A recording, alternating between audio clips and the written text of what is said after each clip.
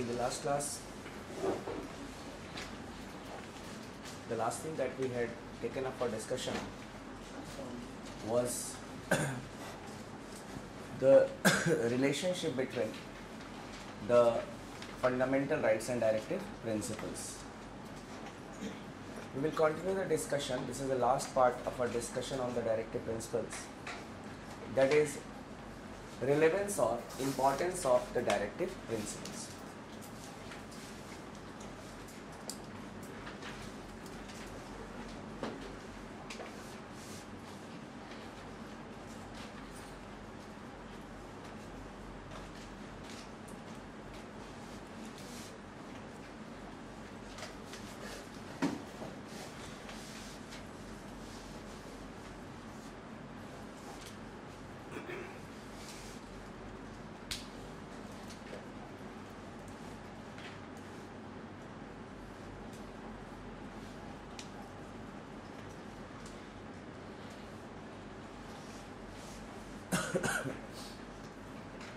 Here also we will start from Article 37 of the Constitution, and when we analyze Article 37 of the Constitution, we see that this article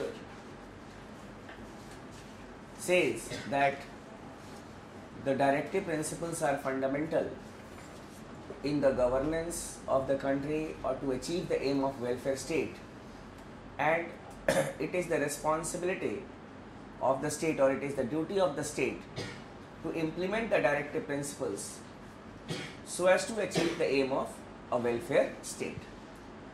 So the Constitution is very clear when it says that the directive principles are important to achieve the aim of welfareism. The critics of directive principles of state policy, they are of the opinion that the directive principles are post-dated checks which cannot be encashed.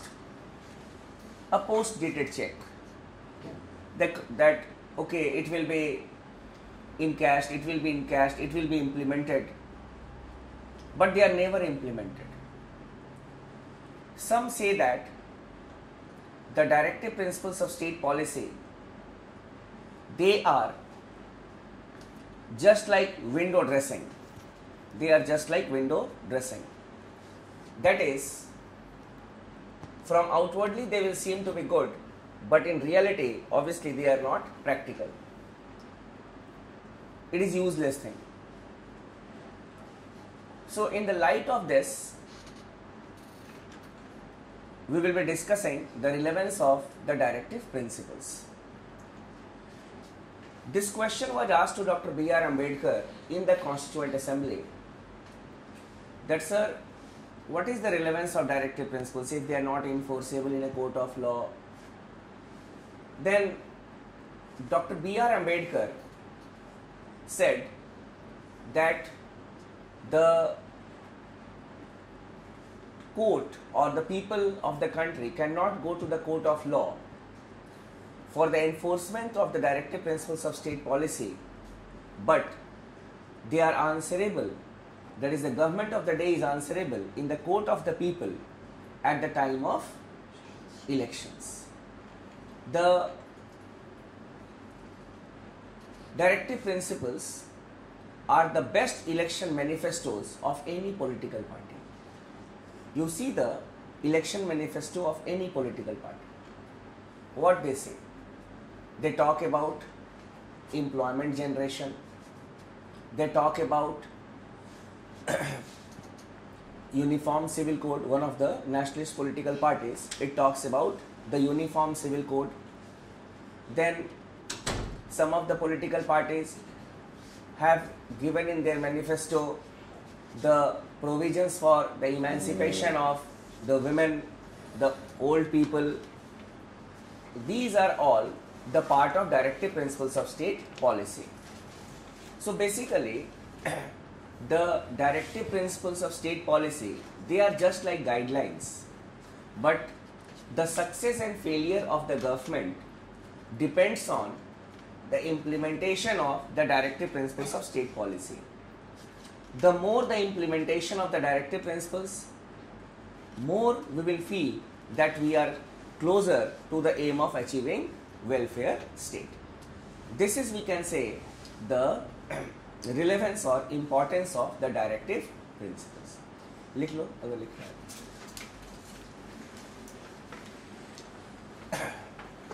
The Constitution under Article 37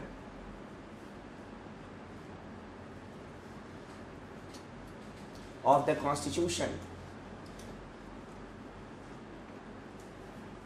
holds that the directive principles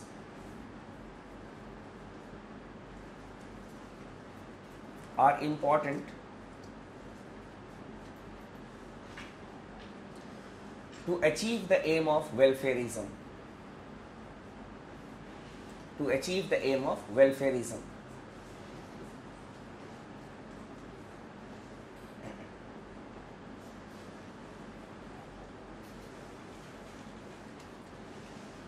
In the next sentence you can write, the critics of directive principles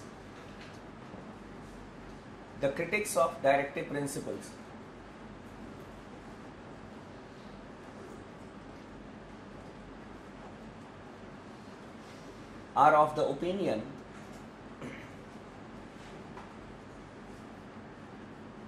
that the directive principles are post-dated checks. The directive principles are post-dated checks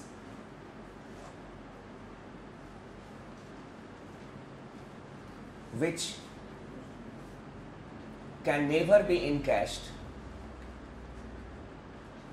Which can never be encashed.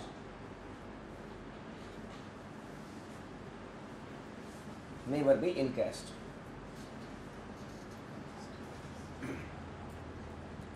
Some critics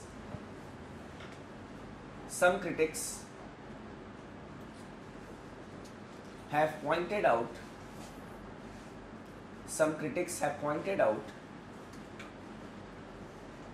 that the directive principles are merely window dressings.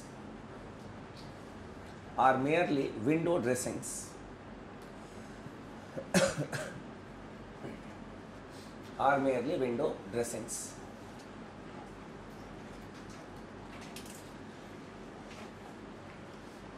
In the next paragraph,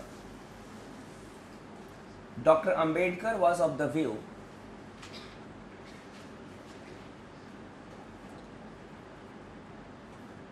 that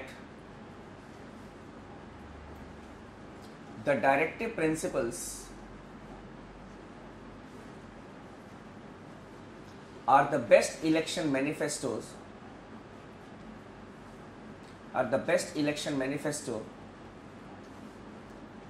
of any political party.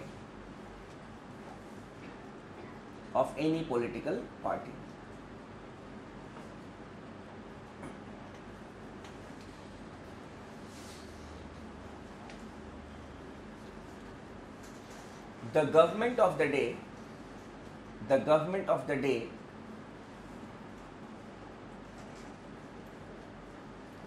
may not be answerable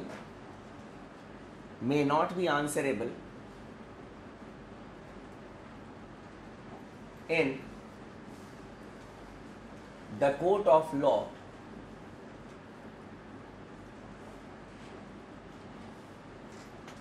in regard to the implementation of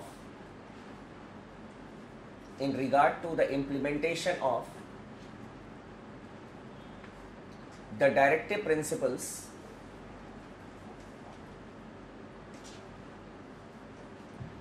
but it is answerable in the court of people.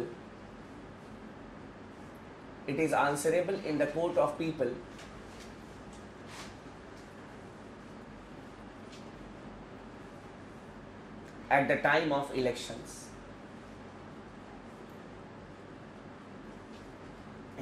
At the time of elections.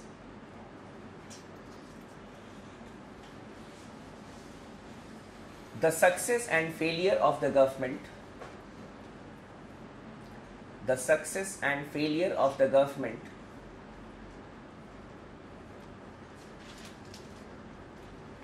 depends on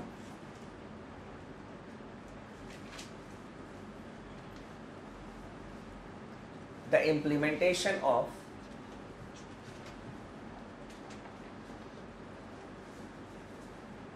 the directives.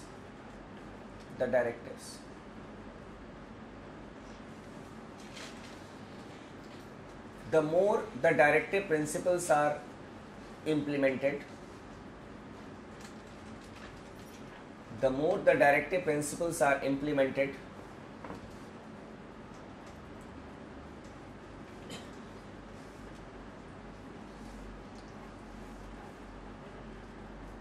we move closer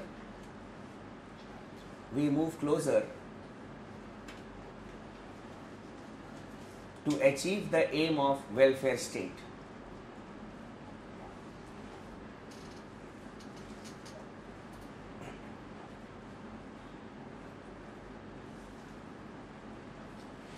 In the next paragraph you can write,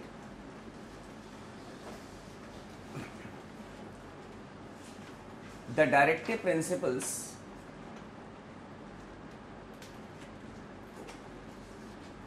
are like lighthouse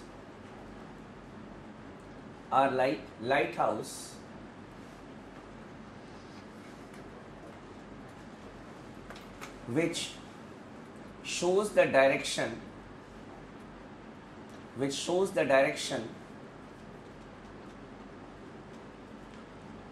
to the ship of the state,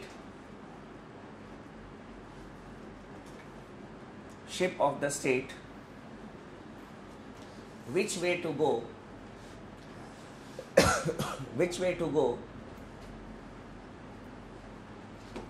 in order to achieve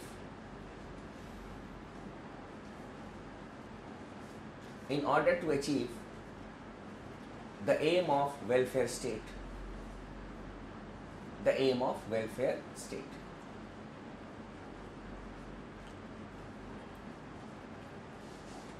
So basically a guideline, but it has got a practical relevance. The success and the failure of the government is judged by the way the directive principles are implemented. This was all that we needed to discuss under the directive principles of state policy. Then coming to the next topic that we need to discuss, it is part 4A of the Constitution.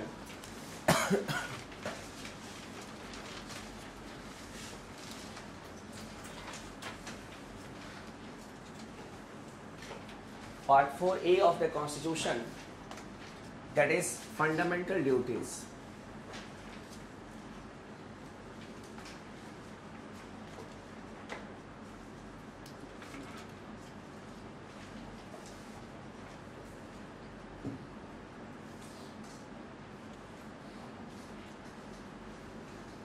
The fundamental duties were not there in the original Constitution, and the fundamental duties were added by the 42nd Amendment Act 1976.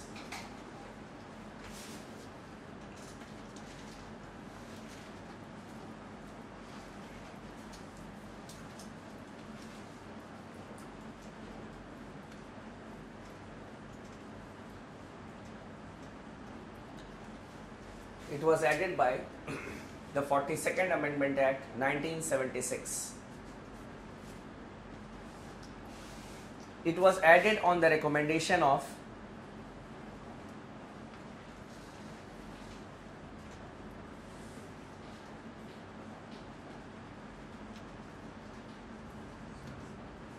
Swan Singh Committee. It was added on the recommendation of Swan Singh Committee.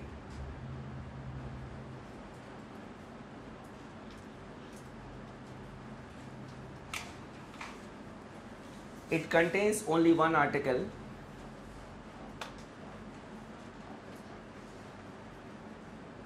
Article 51A.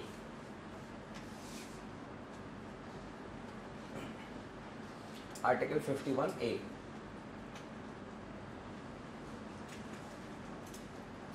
So after the last article of the directive principles, that is article number 51, we incorporated a new article in the constitution, article number 51A, and this article 51A, it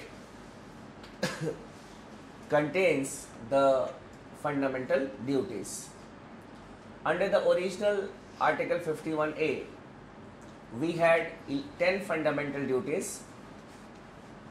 Now we have 11 fundamental duties.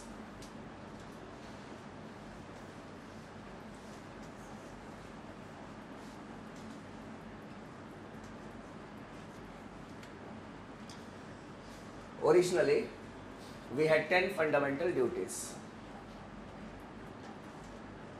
Can anyone of you able to tell me some of the fundamental duties that we are having? Any one of you? Respect to the national anthem and national flag. Cherish the ideals which inspired our freedom struggle. Okay. Develop scientific temperament. Develop scientific temperament. Okay. Sir, to Support the remember environment. Hmm. To promote communal harmony. Spirit of brotherhood.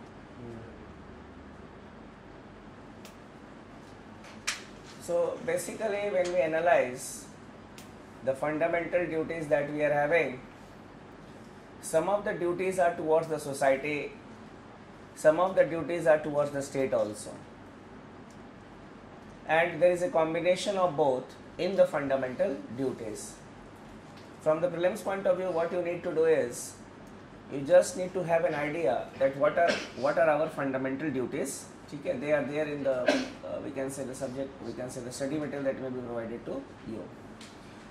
Now coming to topic that we will be discussing now, that originally we had got 10 fundamental duties. It was the 86th Amendment Act 2002 which added the 11th fundamental duty in the directive principles, in the fundamental rights. And the 86th Amendment Act is important in the sense that 3 major amendments were made in the Constitution by the 86th Amendment Act. So here you can write 86th Amendment Act 2002.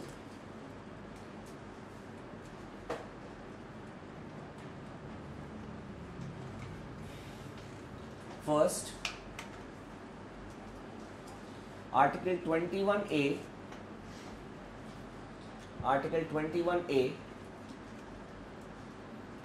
that is right to education, was added in the Constitution.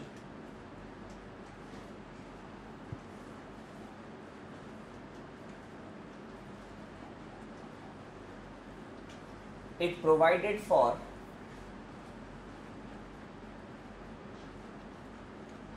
free and compulsory education.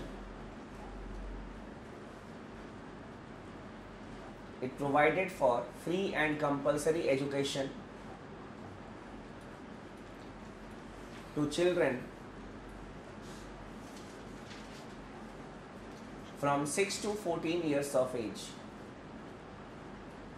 From 6 to 14 years of age. This was the first amendment which was made by the 86th Amendment Act 2002. Then secondly, Article 45 was amended. Article 45 was amended.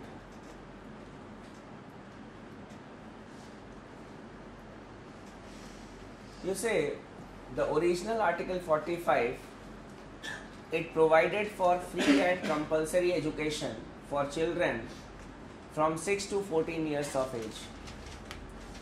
But it was made a fundamental right by the 86th Amendment Act. And that is why an amendment was made in this article also, that is article number 45. And the amended article provides for early childhood care for children from up to 6 years of age. Here, लिख लो. The original Article 45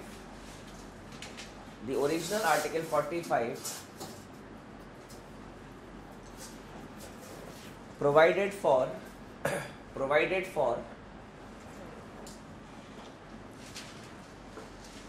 free and compulsory education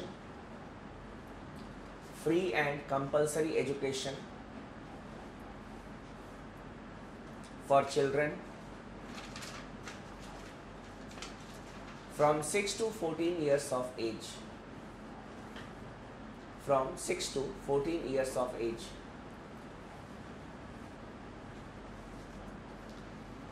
The amended Article 45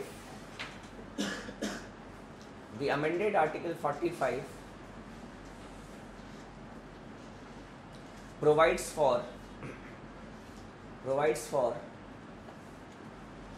early childhood care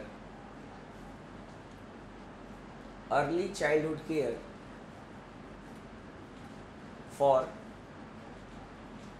children up to 6 years of age.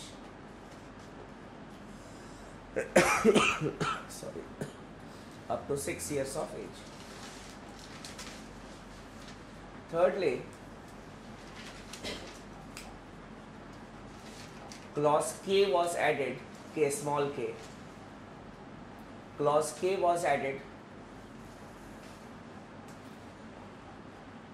in Article 51A. In Article 51A,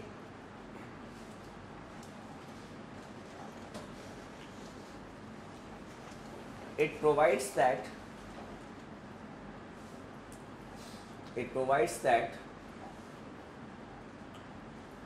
it is the duty of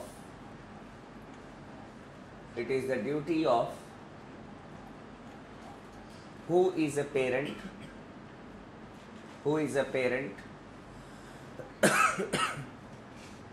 or a guardian, a parent or a guardian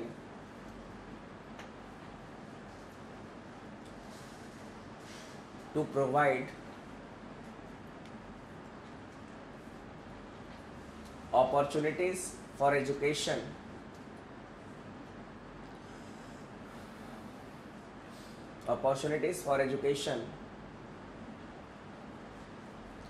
to his child or ward, WARD, or ward, as the case may be.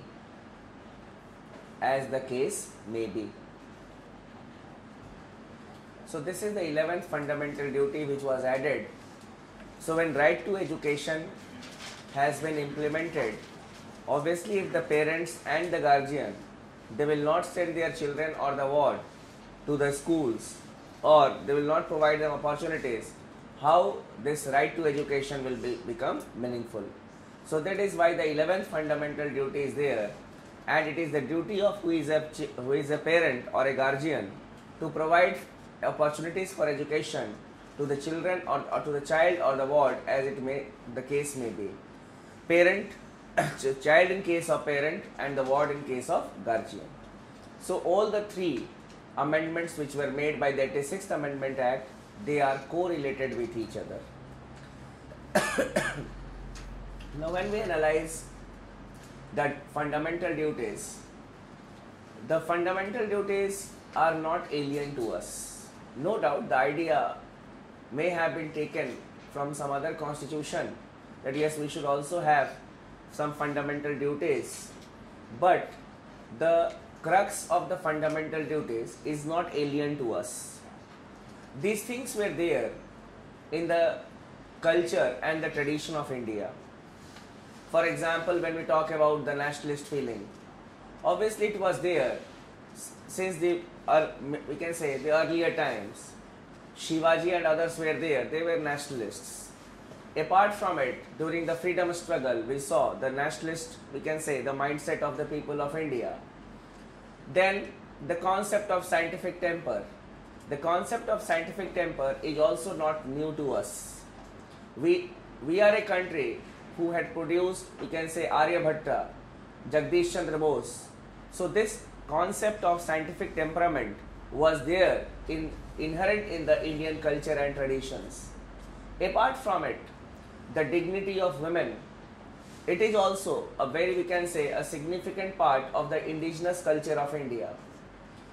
The we can say the traditional Hindu scriptures, they glorify the women, and it is also said that yatra naryastu pujyante ramante tatra devata, means the girl, the woman is worshipped. So basically the concept, the ideas are inherent in the Indian tradition and culture. Indian tradition and culture. So the fundamental duties are not, we can say, the crux. They are not borrowed or not taken from any other country, but they are inherent in the Indian, we can say, in the Indian culture, in the Indian tradition. Once upon a time they had asked a question, such type of question in your main examination. So we need to analyze certain things. The we can say the things which are inherent in our own culture and how they are correlated with our fundamental duties. That can be a non-textual question which may be asked in your examination, but generally it has been observed that in the prelims examination they ask you question that which one of the following is not a fundamental duty, which of the following is a fundamental duty. Such type of questions may be there in your prelims examination. So you should just have a glance through the fundamental duties. So it was a very small topic. So with this we have concluded our discussion on the philosophical part of the Constitution. Now from now onwards we will be taking up for discussion the governmental aspect of the Indian polity.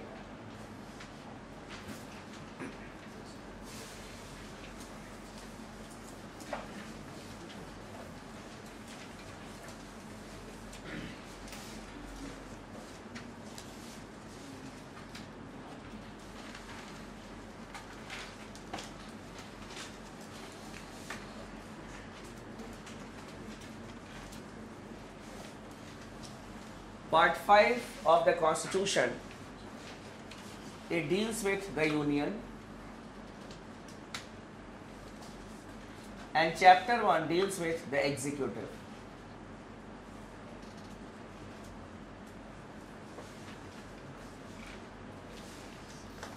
So we will be discussing the Union Executive first.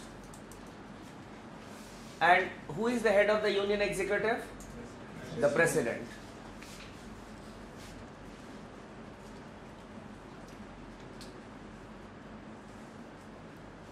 The President.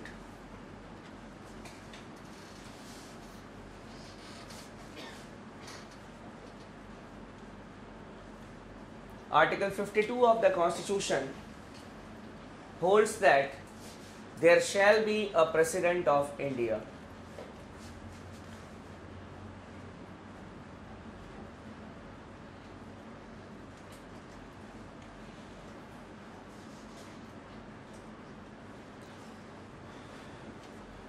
There shall be a President of India.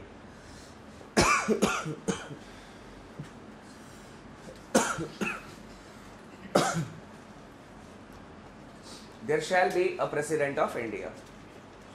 The President is the first citizen of the country and he is the Supreme Commander of the Armed Forces. Article 53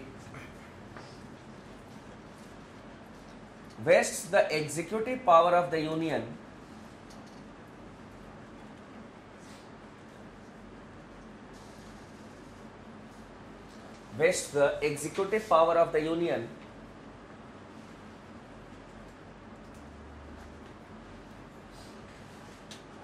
in the hands of the President,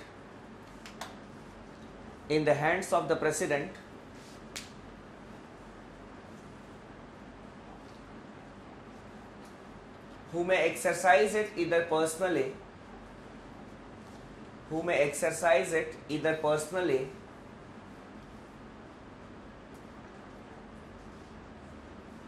or through the officers subordinate to him